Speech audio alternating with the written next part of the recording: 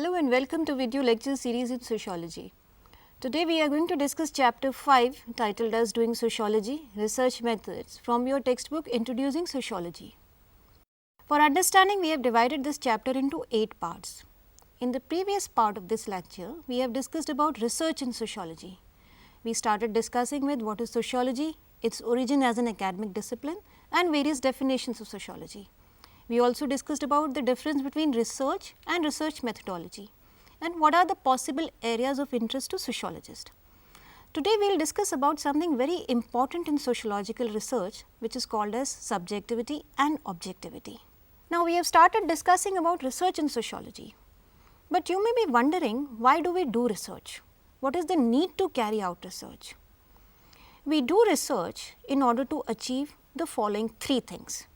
The first is, importantly, to move from subjectivity to objectivity. The second important aim of doing sociological research is to separate value from facts. And the third important thing that we achieve through sociological research is to differentiate between belief and knowledge. Now, what do we mean by these concepts? We will discuss about these concepts in detail today.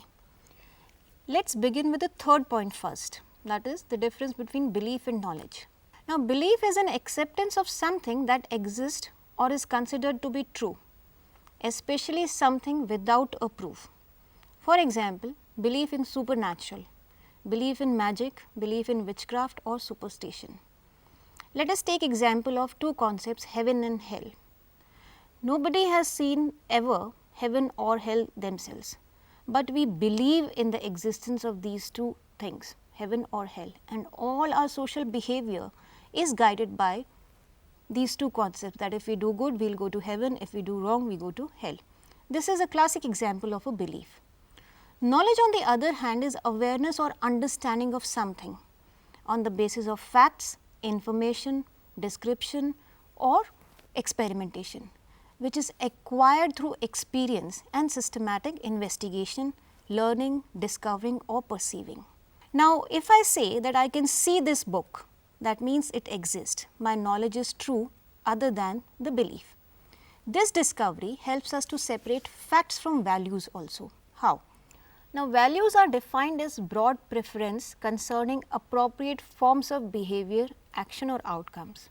Values reflect an individual's sense of what is right or wrong, what is there as good or bad in society, or what ought to be and not ought to be. Values tend to influence attitudes and behavior of people. A value system is a set of values that are part of any culture and cherished by members of a particular group or society. Although debated, values are personal in nature and very relative. What does this mean? That is, what is considered good or valued in one culture may not be valued in another culture or may not be considered as good there. But then there are some fundamental or universal values such as harmony, unity, peaceful coexistence, equal rights for all and respect and dignity, and we cannot deny their existence. As against value, a fact is something that has really occurred or is happening in everyday reality or life or is actually the case. The usual test of a fact is its verifiability, that is, whether it can be proved or it corresponds to the experience. Scientific facts are verified by repeated experiments, that is, you do it again and again. The general aim of research in sociology or any social scientific discipline for that matter is to move from subjective understanding to a more objective understanding of reality. In short, through research we move from subjectivity to objectivity. Now, subjectivity and objectivity are very important terms in social research, and we need to understand them in greater detail. Let us understand these concepts in detail. Subjectivity or subjective knowledge belongs to a subject or to an individual. It refers to individual's perception, his values, beliefs, perspective, feeling, desire, opinion, preferences, what not. Subjectivity refers to an individual's personal experiences about life in his particular social and cultural surroundings. These perception or experiences are acquired through interaction with other people in society. Subjectivity pertains to a person's personal or psychological characteristics which are part of his cultural makeup. It is a subjective evaluation. It emphasizes on one's own attitudes and opinions, etc., and at times it can be unduly egocentric or dominating. It relates to the nature of an object as it is known to be or interpreted by an individual in the mind as distinct from other things available around. Subjectivity also relates to properties or specific conditions, say socio-cultural framework of mind, as distinct from general or universal experiences. Objectivity is opposite of subjectivity. In very simple term, objectivity refers to the ability to judge fairly, without bias or external influence. It means the state or quality of being true even outside a subject's individual feelings, imaginations or interpretation. Objectivity is the central philosophical concept related to reality and truth. We strive to achieve objectivity through the process of research. So, how do we list the main features of objectivity? As contrast to subjectivity, objectivity encompasses unbiased perspective, or it is based on facts alone explanations. The objective is thought to be real. It focuses on things as objects devoid of feeling or emotions. It is an act of objecting to a given or a preconceived notion or a situation which an individual has in its or in her mind. It is not influenced by an individual's previous experiences, preferences or taste. It is verifiable by looking up to facts or performing experiments or mathematical calculation. Objectivity is about scientific facts which have mathematical proofs and they can be backed up with solid data. Objectivity knowledge is gained through active experimentation, synthetic reasoning and logical deductions. Objectivity presupposes an independent reality that exists independent of the interpretation of the observer, and it can be grasped through systematic observation or experimentation.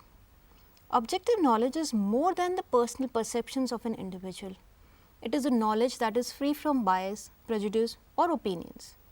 Now, objectivity can be achieved by emotionally detaching oneself from the object of the study. What do we mean by this? We mean that despite being a woman, if I am studying gender as subject or for sociological investigation, I should not talk more in favor of the women.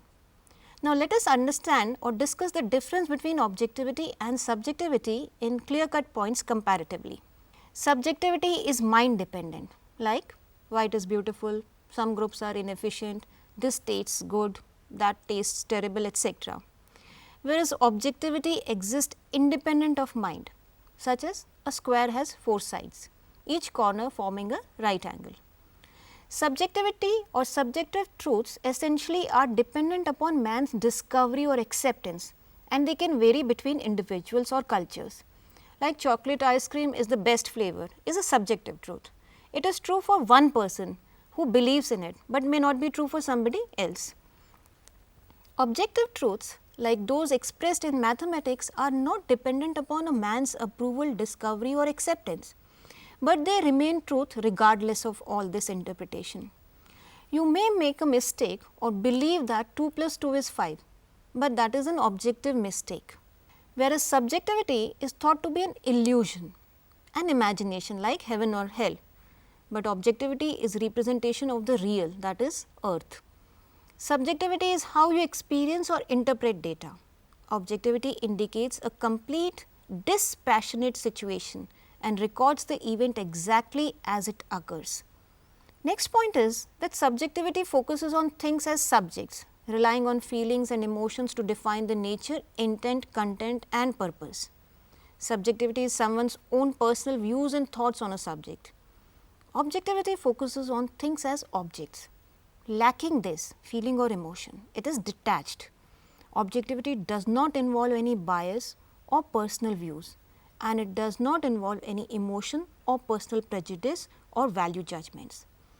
Thus, in brief, the aim of sociological research is to move from a subjective understanding to a more objective understanding of how societies work.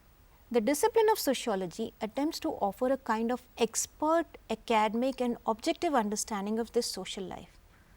To call this knowledge as objective, we need to know how this knowledge is generated, what assumptions sociologists make about the nature of society. Sociology is a scientific study of human societies, its origin, development, institutions, its structures and functions. It uses various methods of critical analysis and empirical investigation to develop a body of knowledge about social activity or society. The subject matter of sociology ranges from micro to macro level, from understanding individual action, agency, his interaction with other members in the society on one end of the spectrum, to understand systems or social structures on the other end of the spectrum. This whole gamut forms the subject matter of sociology, from micro to macro level.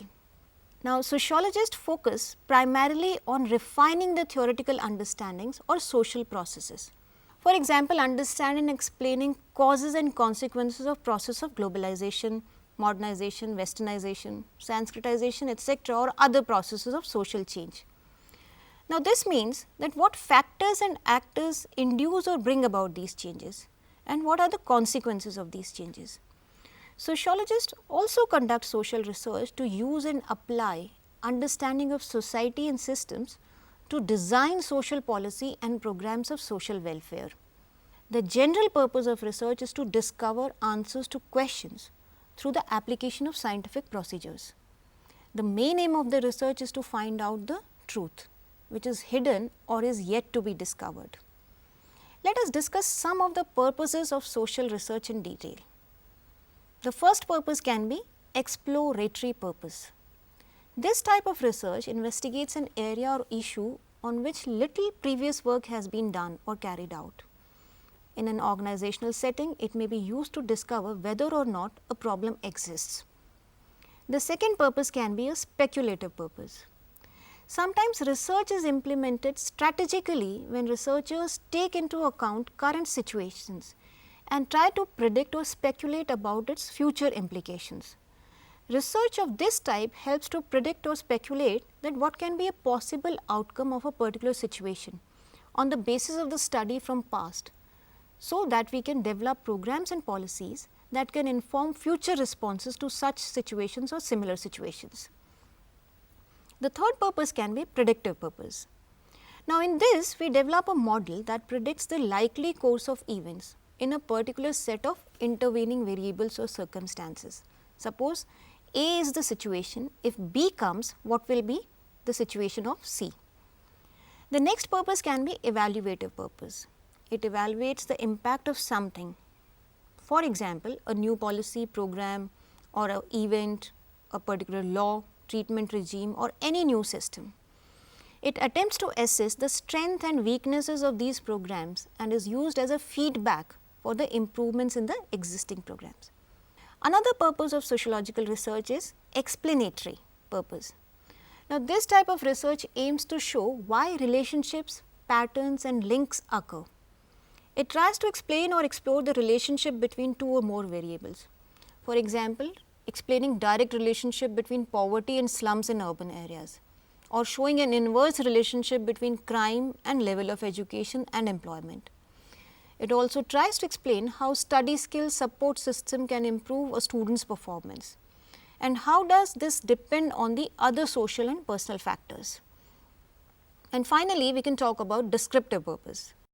Now, descriptive work aims to gather information that helps to identify relationships, patterns and links, again between some variables. An example would be an investigation of the link between students' study skill and course dropout rates.